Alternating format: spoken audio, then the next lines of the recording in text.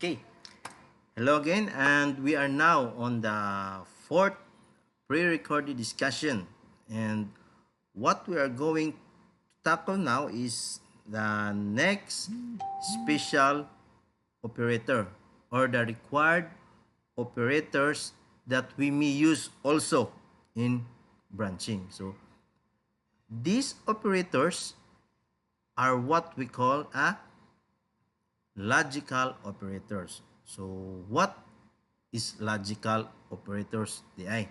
So logical operators are used for combining simple conditions to make a complex condition. So and that can give a result to a two or multiple relational expression. So meaning daghan na ang involved ani nga expression. So dili lang kay duha. So it can be two or more expressions. So by using these three basic logical operators, the and, or, and, the not. Okay? First is to familiarize the truth table for and. Okay? So assuming that we have now a multiple expressions that we need to evaluate. Okay? And these examples are the expression 1 and expression 2 that already resulted into a true or false. Meaning, evaluate ng iyang relational operator. Okay? And it already answered by true or false. Okay? So now, let's put a logical operator to these two expressions. So for example, the result of expression 1 is false. So this, and the result of expression 2 is false. Then by using and, so expression 1 and expression 2, so the answer is false. Okay? So another one is if expression 1 is false and by using and operator expression 2 is true, then the answer is false again. Okay. For the third one is if the expression 1 is true and the expression 2 is false, the true and false is, the answer is false again. Okay? Now, the last one is if the expression 1 is true and the expression 2 is true, then it will result into a true. So, meaning, expression 1 and expression 2 and expression 3 and expression 4 and so on will evaluate to true only if all subconditions or all other expressions are true. Okay? So, dili na siya mo true if ang tanan expression has or have a statement or a false statement. Okay? So, meaning, okay, let's say for example, true and true and true and false and true. So, what do you think is the answer? So, it will result into a false statement because na bisan lang ganignay usa ka false and then bisan pag let's say for example ang true niya is 10 then ang false is 1 so naasas to nga then it will result into a false. Okay? So mo true lang siya if all expressions are 2. Okay? Now, let's say for example of this. Okay. So let A is equal to 3. So assuming also that we declare an A that have a value of 3 and B have a value of 2 and C have a value of 1 and D has a value of 2. Okay. Now, let's say is A, which is 3, is greater than C, which is 1, di ba? Is it true or false? A, which is 3, and is greater than C, which is 1. So the answer is true. Okay? And the other one is B less than equal to A? B is 2 and A is 3. Is it true or false? So the answer is true again. Now, is D greater than A? Is it true or false? Is D, which is 2, is greater than A? Is it true or false? Mas dako ba si D kaysa ni A? So the answer is false. Now, by using the logical operator AND, so true and true is, what will be the answer? Is it true or false? So true. Then the result of this is true and false. Is it true or false? So the answer is false. Okay, very good. Now, let's have another example. Okay?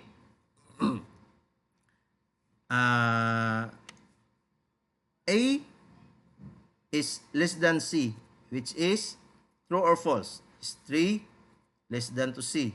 So the answer is false. Okay? And wait. Tara. Is false. And then, and is B less than to C? Is it true or false? So the answer is false. So, false and false is, the answer is false. Okay? Now, is B, which is 2, is less than equal to C, which is 1. So, the answer is false. And is B equal to D? Is B equal to D? The answer is true. Okay? So, false and true is a false. Okay? Kay dili man tanan true. Okay? Basta naalay usa ka false, then the answer is false when we use sa AND operator. Okay? So next is C less than equal to A. So C, which is 1, and A is equal to 3. So the answer is false. Okay, sorry. Is it true? It is true there. Okay. And is A, which is 3, is greater than B? The answer is true. Okay. True and true is true. Good. Now, is A greater than B? Is it true or false? A is 3, B is 2. Is it 3 greater than 2? The answer is true. And is B greater than C? So, the answer is true. Okay. True and true is equal to true. Okay, good. I think you get it. Now, last is B greater than or equal to D? So, greater than ba siya or equal ba siya sa D? So, B is 2 and D is 2. So, equal sila. So, it is a true. Okay. And is A less than to B plus C? So, meaning, B plus C is pila? 3. And then A is 3. So, is it 3 less than to 3? What do you think? So, the answer is false. So, true and false is false. Okay? And then, as you can see, to our expression this, B plus C, so since our expression can become complex, so please note this following operators precedence. Okay. So first, so we also have a priority execution or operation. So first priority will be the parenthesis. Okay? So as you can see here, wala na ko giuna si A less than B. Okay? So second priority is the IMDAS. Okay? So this is what we call an IMDAS. So this is an addition, di ba? Okay? So second priority siya. So sinahibong mo nganong wa na ko giuna si A less than B, and then ako dang gi plus C. So okay? Based sa atong precedence or operator precedence, so first priority is parenthesis. And the second priority is the MDAS, which is using the multiplication, division, addition, and subtraction. Okay? And also note, so we also have an operator modulus, or we use a symbol as percent. Then this symbol or operator is same level to multiplication and division. Okay? So next is the third priority that we will use, we will execute is the relational operator. So like this. So kani mo ni atong third priority. This is for example kani. So nganong wala man ako giuna si D and A pag-evaluate. Okay? Because si logical operator is the last operation nga atong i-perform or atong i-execute. Okay? So the fourth priority is the logical operators. So the AND, OR, o katong na. Okay? Is it clear now? Okay? So now, let's go to the truth table for OR. Okay? Then, please also remember sa kaniha kay basin sa atong next quiz, daghan masayop og execute. Okay? So dili masunod ang precedence or ang priority ug asay mag-una og perform, and then it will result to a wrong answer. So just prepare on that, and then please remember on this. So parenthesis, then MDAS, and then relational operator, and then the logical operator. Okay? Now, so let's go again to truth table for OR. Okay?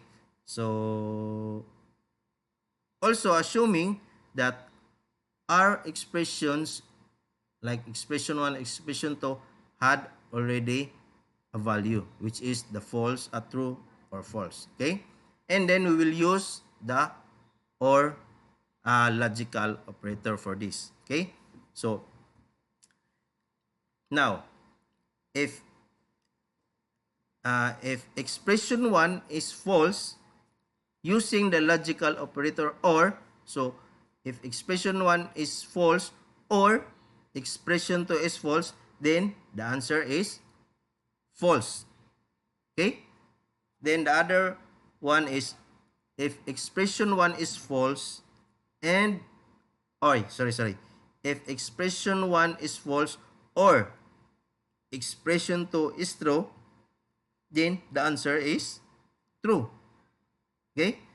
And answer, if the expression 1 is true and expression 2 is false, then the answer is true. Okay? If expression 1 is true or expression 2 is true, then the answer is also true. Okay. Why? So, if expression 1 or expression 2 or expression 3 or expression 4 and so on will evaluate to true if only one subconditions is true. Meaning, if naalay usa ka expression nga true, then by using the OR logical operator, so it will result into a true. Bisan pa og daghan siya og false. Did you get it? So, mo true siya basta naa lang siya makit-an nga expression nga true. Bisan pag daghan ang expression niya nga false. Nga iyang gipang-compare by using OR operator. Okay? Let's say for example of this. Okay. Assuming A is equal to 3, B is equal to 2, C equals to 1, and D equals to 2. Now, so is A greater than C, which is 3 greater than C? So the answer is true. Okay? Is B less than to A? So the answer is true. Okay? Is D greater than A? Is D, which is 2, greater than A, which is 3? So the answer is false. Okay? Now, true or false is resulted in, so bisan lang alay usa ka true, then it will result into a true statement. Okay? Now, another example is A less than to C? So, true or false? Is it false? Okay. Or, B less than to C? B is 2, C is 1. So, is it true or false? So, the answer is false. So, false or false is a false. Di ba? Okay, next. Is B, which is 2, less than or equal to C? So, the answer is false. Or, B equals to D. So, is B, which is 2, and D is equal to 2. So, the answer is true. So, false or true is true. Very good. Now, is C less than equal to A? C is 1, A is equal to 3. So, the answer is false. Oh, true. Sorry. C is 1 and A is equal to 3. So, is 1 less than equal to 3? So, the answer is true. Now, or A greater than B. So, A is what? 3 and B is 2. So, is 3 greater than 2? So, the answer is true. Okay. True or true is true. Okay, good. Now, is A greater than B? So, the answer is true. Or, B, which is 2, is greater than C, which is 1. So, the answer is true. So, true or true is a true. Okay? Last is B greater than D? So, answer is true, di ba? Because B and D is equal. Or, is A, so, nanasad na, ani? So, dili pwede unahan si A less than B. So, we have an M-dash operator. So, first priority is M-dash. So, B plus C is 2 plus 2 is 4. So, 4. So, is 3 less than to 4? True or false? So, the answer is true. Is true man. Diba? Oh, sorry. Bitaw. True bitaw. So, is A, which is 3, is less than B. Ay, sorry. B is 2, C is 1. So, dili day B o D. Okay, sorry. So, is A, which is 3, is less than B2 plus C is 1. So, the answer is 3. So, is 3 less than to 3? So, the answer is false. So, sakto di ay. Okay. So, true or false is true. Good. Okay? Is it clear now? The logical operators. So, timan-alan dyan ninyo ang symbol. Okay? Now, the last logical operator is not. And this is an opposite result of an expression. Okay? So, let's say for example, if expression 1 is false, then the not result of this is true. Okay? So, not false is true. Di ba? Next, if expression 1 is true, then the not result of this is false. So, not true is false. Di ba? Okay? Let's say for example of this. Okay, think sa'yo naman. So, is B less than A? Is B, which is 2, less than A, which is 3? So, the answer is true. Di ba? But, not true is false. Di ba? So, another example is A less than C, which is 3 less than to 1. So, the answer is false. But not false is, answer is true. Okay? Not false is true. Diba? So, next. B less than or equal to C. B is 2 less than or equal to C. So, the answer is false. Okay. Not false is true. So, nasayop ang nice error. So, naanad na tag-error sa programming, di ba? So, hasta sa detong slides na error. Okay.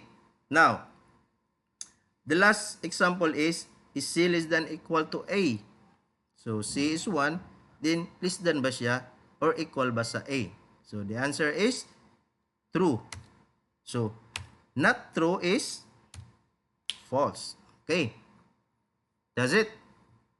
Then, do you have any question? So, or any clarification? Okay. So, now, for your second activity, so, this. So, we will answer this following expression to get the final value. So, this is only a pre-quiz or pre-exam. Okay? At least naamo siya naamoy pattern unsaon pag-answer. Okay? So, now, by the given expression, so let's say for example, let A is equal to 1, C equals to 1, D equals to 3, and B is equal to 2. Okay? So, this is only an pre-quiz example. So, mausad ni inyong gamiton sa solution. So, at least, ma-uniform tatanan. Okay? Now, so based sa precedence of operator, di ba? Naanatay relational operator, naatay logical operator, and then naasad tay imdas nga operator. So, now, but wala tay parenthesis, di ba? But ug natay parenthesis, mo jud atong nahon. Okay? So now, kay tulora man ni siya nga operator, so what will be the first operator will be the first operator to be executed. So asa man ani? So ari jud ta magsugod ni imdas. Okay? Which is ang A plus 1. Okay? So A plus 1 is 2. A is 1, then plus 1 is 2. Now, okay na. So, once ang relational operator ang atong i-perform, and then same ra na siya level sa precedence. So, we are going to start from left to right. Okay? So, since diri ta mag-start, so kani ang atong unang i-execute. So, is A, which is 1, is less than to B, which is 3. Is 1 less than to B? So, true or false? So, the answer is true. Okay? So, after that, so, dili pa ta mo proceed ni logical because napatay relational operator. So, dapat unahon og execute si relational operator. So, next is C, which is 1, is greater than 2. So, is C, which is 1, is greater than 2. So, true or false? So, the answer is false. Okay. False. Now, next is A, which is 1, is less than to D. True or false? So, the answer is true. Good. Now, I think all the relational operator are successfully executed. Now, the next thing that we are going to execute is the logical operator or the last operation ng atong i-execute. Okay? So, now, true or false is what? True or false is what will be the answer? So, the answer is true. Diba? Basta or. Bisag naalay usa ka true, then it will result into a true statement. Okay? So, now, so magyapon na, ang logical operator will be same level of precedence. So, if that in case, so mag-start ta ni from left to right. Okay? So, now, for the last logical operator, which is AND. So, is true and true is, it will result into a true and true is a true statement. So, the final value of our expression is equal to true. Do you get it? Sayan na no? Okay? And now, for your second activity, okay? So, answer this following expression. So, using sa katong akong answeran ganiha. Okay? And you need to show your solution. Okay? Is it clear? Then, after you finish, then submit it to our Google Classroom under of the topic algorithm with the assignment title EC2, which is activity. So, EC2 dash 2 algorithm dash branching. Okay? And that's all for today. And thank you. And keep posted to our group messenger for the next pre-recorded discussions updates. Okay? Bye-bye.